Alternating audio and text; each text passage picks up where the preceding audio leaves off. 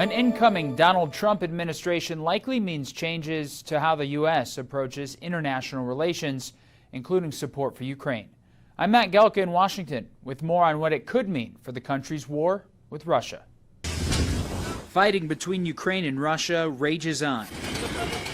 New escalations include drone strikes in Moscow and surrounding areas, and a new agreement between Russia and North Korea, with North Korean troops joining the fight on Russia's side. If I'm president, I will have that war settled in one day, 24 hours. That was a vow from Donald Trump last year, and now that he's on his way back to the White House, Ukraine's support is again under the microscope.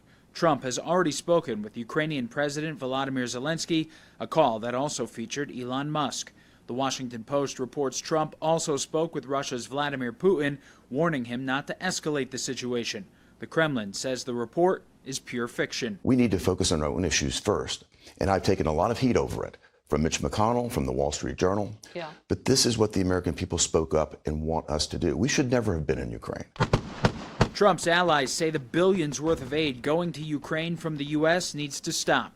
The United States has provided more than $64 billion since the start of the war in 2022. Trump's son, Donald Trump Jr., shared this post on Instagram, originally posted by former Republican vice presidential candidate Sarah Palin, showing Ukraine's president with the caption saying he's going to lose his allowance. The White House has about $6 billion left to spend from an April aid package approved by Congress. The administration plans to rush the remaining resources before a new regime takes control in January. President Biden made clear when President Zelensky was here in Washington a couple of months ago that we would spend all of the resources that were provided to us by the Congress on time and in full, meaning that by January 20th, we will have sent the full amount of resources and aid to Ukraine that Congress has authorized. What's not clear is the strategy for ending the war, and whether or not that means Ukraine would have to give up land or continue the fight against Russia on its own.